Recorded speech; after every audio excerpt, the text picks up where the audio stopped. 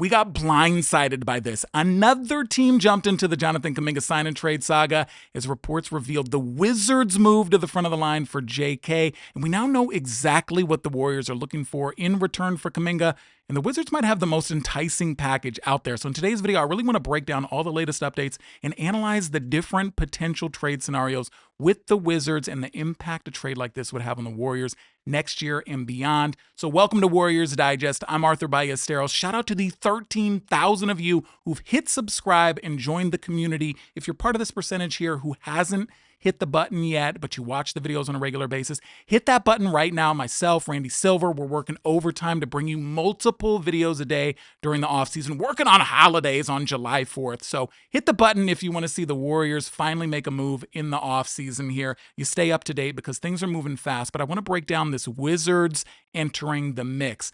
Randy Silver did a great job with a video you can check out here breaking down Anthony Slater's report last night, all the different teams and potential trade scenarios. I'm going to key in on the Wizards because I think it's the most interesting, potentially the most likely, and an interesting return for the Warriors here. So this all started with reporting from Anthony Slater last night when he said the Wizards entered the mix in the last 24 hours, and the idea of a Kaminga as a possible fit in Washington's rebuild gained real momentum according to league sources. The Heat, Bulls, Bucks, and Nets have also registered varying levels of interest. So very interesting. Also, Slater went on to say that the Warriors are looking for a young player with potential and a first-round pick in return, which makes the Wizards even more interesting because they have a ton of young assets, including 28 different draft picks over the next several years, 2 first-round picks next year, and the Warriors' first-round pick in 2030, which was part of that Chris Paul deal a couple of years ago. So now the Wizards, the prospects that they have, there's a couple of key ones here in Bilal, Alex Sarr, and Bub Carrington, who are pretty much going to be off limits. If I'm Mike Dunleavy, the first person I'm calling on is Alex Sarr. He's the 7-foot center prospect that they took number 2 last year. Salary-wise, matches up very nicely, but I don't think that they're going to be willing to move off of him when you just look at the potential there. But there are very interesting names outside of that, including guys like Corey Crispert, who could be a win-now type of young-ish prospect who fills a need as a three-point shooter.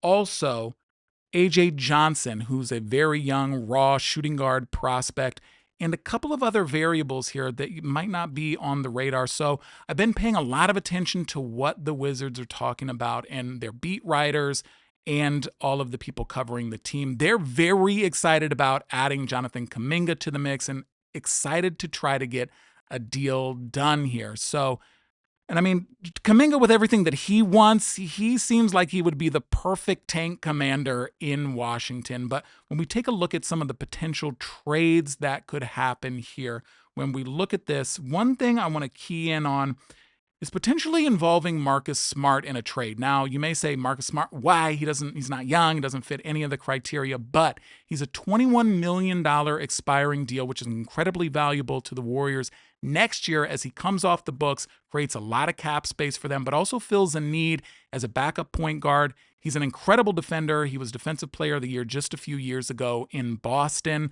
Now, he can't shoot, but he can provide you valuable defense off the bench as a backup. He does have some injury concerns. He was pretty banged up on and off the court last year, only played 30-ish games, but there is potential there when he stays on the court, and even more potential and interesting as an expiring deal. Now, A.J. Johnson, super young prospect, 20 years old, 6'4" shooting guard. Let's take a little bit closer of a look at him because he could be in play here.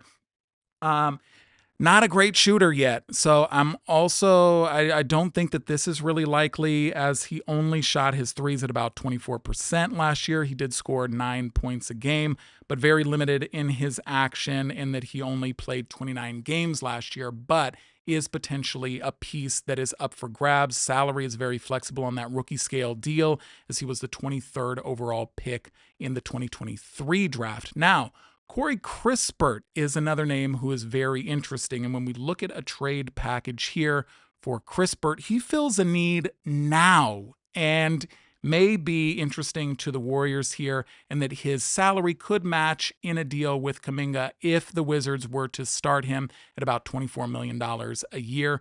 Corey Crispert, he is a stationary three-point specialist. We can look at a little bit closer. 11 points, 3 boards, 1.7 assists. He shoots his threes at about 36%. 6'7", he's got some length.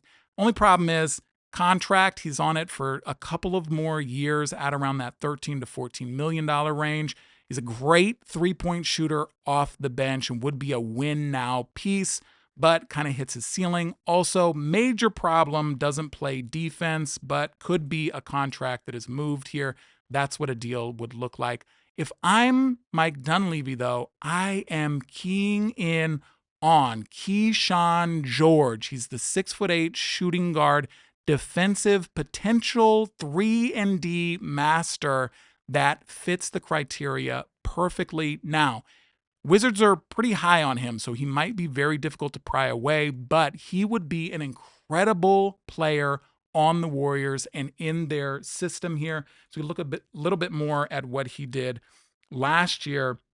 Averaged about 9 points a game, shot his threes at about 32%, played in 68 games, 38 of them he started. He started starting more towards the end of the season because his defense was so strong. He's got incredibly high marks on defense and projects to be a potential defensive player of the year down the road.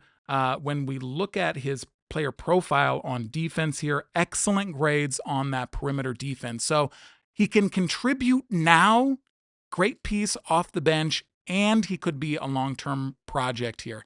Again, going to be difficult to pry away from the Wizards, but the Wizards are extremely high on Jonathan Kuminga for some reason. I don't know exactly why, because they do have a lot of redundancy there. He is pretty similar to Bilal, who could be another potential cornerstone in Washington. So it doesn't totally make a lot of sense for me, but Keyshawn George is the guy who you should be asking the Wizards for. They're not going to give up Alex Sarr, their 7-foot center prospect that they took number 2 overall. He would be number 1 on my list, but Keyshawn George, very close number 2. So a very interesting prospect there who checks many boxes. As we now know that the Warriors are seemingly, trying to move in a different direction here with the Wizards after the debacle of a deal with the Wizards.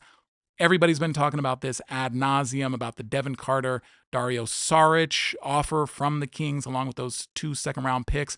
I do think that this talk from the Wizards, all of these things leak out because either teams or agents want them to leak out. So I do think that this talk about the Warriors and the Wizards is to put more pressure on Sacramento to up their offer. I do think that the Warriors are very high on Devin Carter. He's not enough in return for Kaminga, so I do think the Warriors may be trying to push the Kings a little bit to up the offer, get that first-round pick.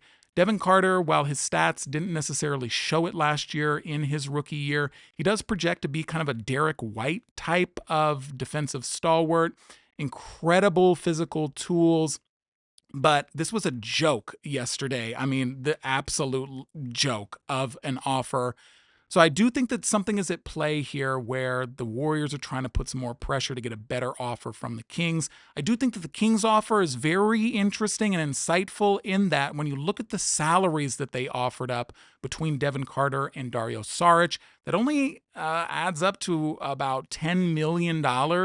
So what we know about a sign and trade deal with Kaminga, we know that he's only going to count for about 50% of his salary, meaning it seems as if if that deal were to go down, he's only going to be signed for about $20 million. So I think that his agent is really looking for more money. The Wizards can definitely offer that and have a lot more movable pieces, a lot more assets.